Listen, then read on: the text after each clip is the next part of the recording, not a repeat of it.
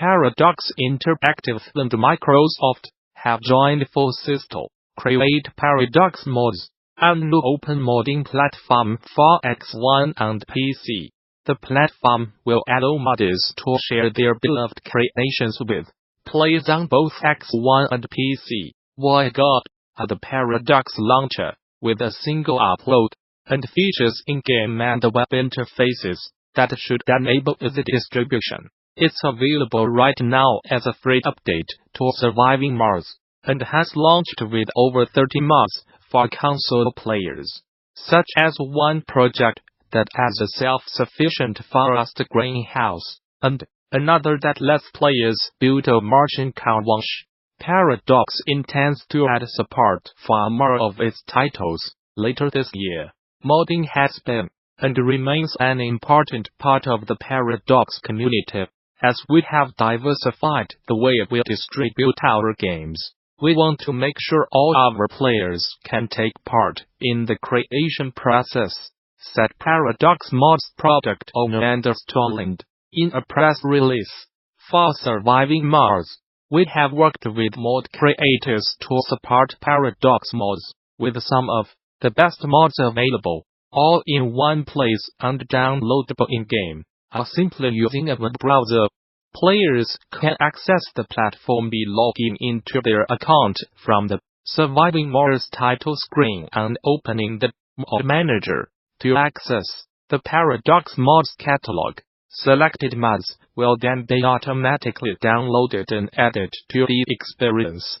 Reports have emerged that Verizon is quietly working on its own engine in the emerging cloud-based game streaming race. According to The Verge, the service is called Verizon Gaming, and is currently undergoing a selective alpha test on the NVIDIA Shield, though a Google Play rollout is reportedly planned for later this month. The trial, according to emails to alpha participants, aims to test the performance of the 135 streamable games offered in the closed alpha, while the existence of Verizon Gaming is all but confirmed at this point. Most of the actual details about the app itself are less certain.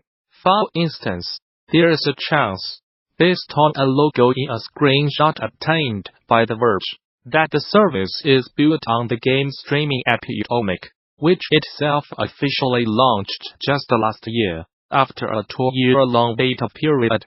There is also the likelihood that Verizon Gaming will eventually take advantage of 5G broadband, though the alpha currently only works with a Wi-Fi connection. A handful of job listings on Verizon's website, spotted by The Verge, advertised that the company is looking to hire product managers for cloud gaming, 5G mobile gaming, and other related roles.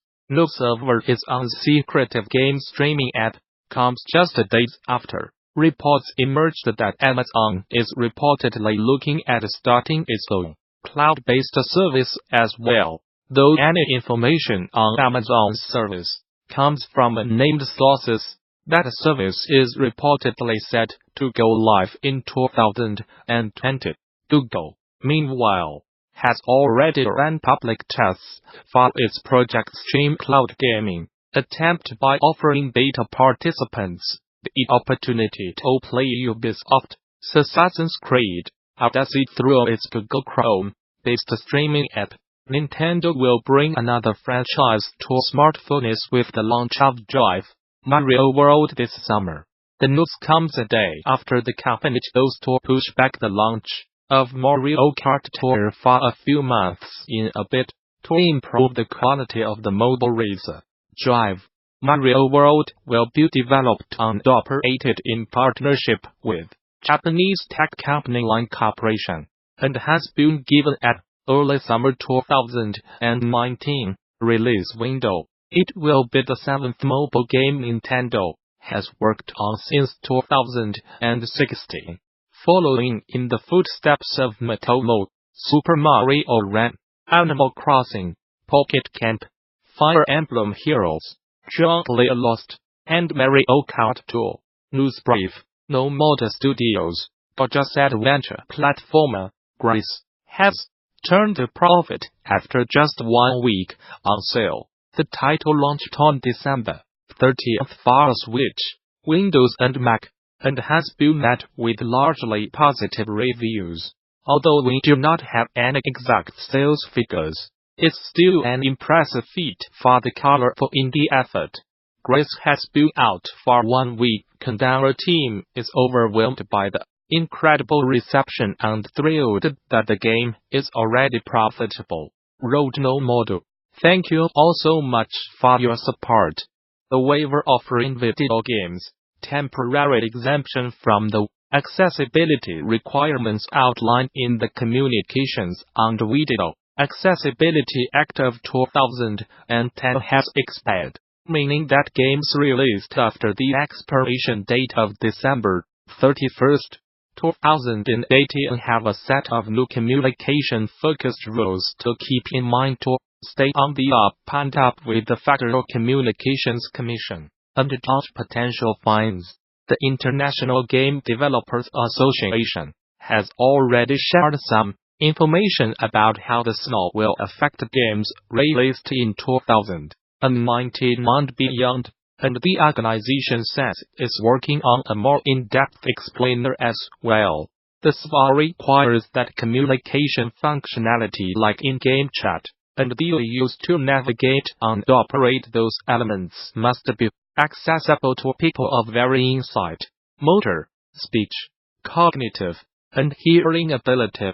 The requirements themselves are outlined in the full legislation, specifically in Section 14.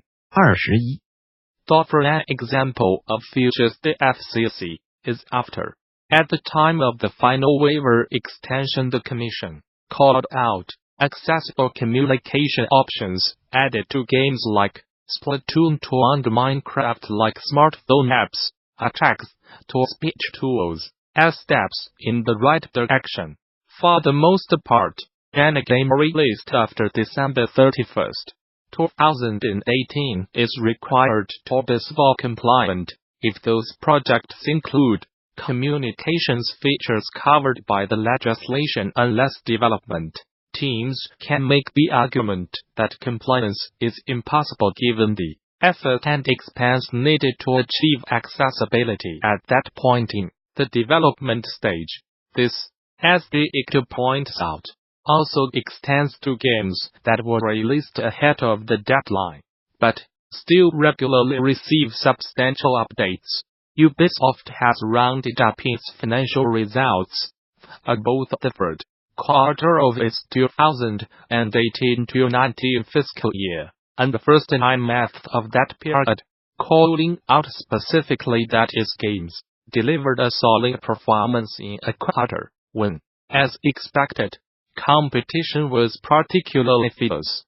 For that 9-month period, Ubisoft recorded $1.32 billion, $49 billion in sales and $1.35 billion, $53 billion in net bookings. As sales plus deferred revenue from live games, net bookings alone saw a 13.5% increase over the $1.34 billion recorded during the same period last year.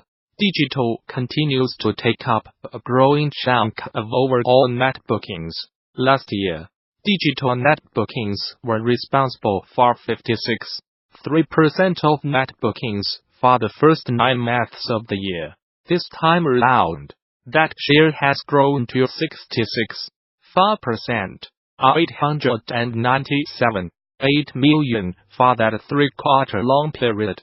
Net bookings sourced from Ubisoft's back catalog of past releases also saw a boost this year. Back catalog titles brought in $842,952.5 million in the first 9 months of the year.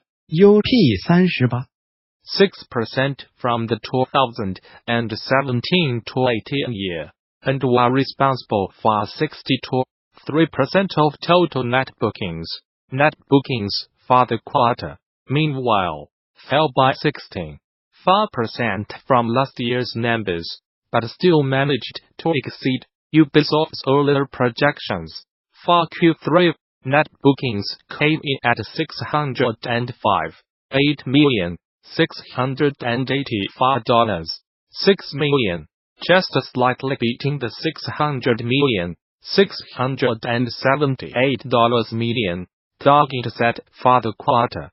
The company touts strong player engagement as one noticeable sign that its games had some staying power throughout a competitive holiday season. For last quarter's release, Assassin's Creed Odyssey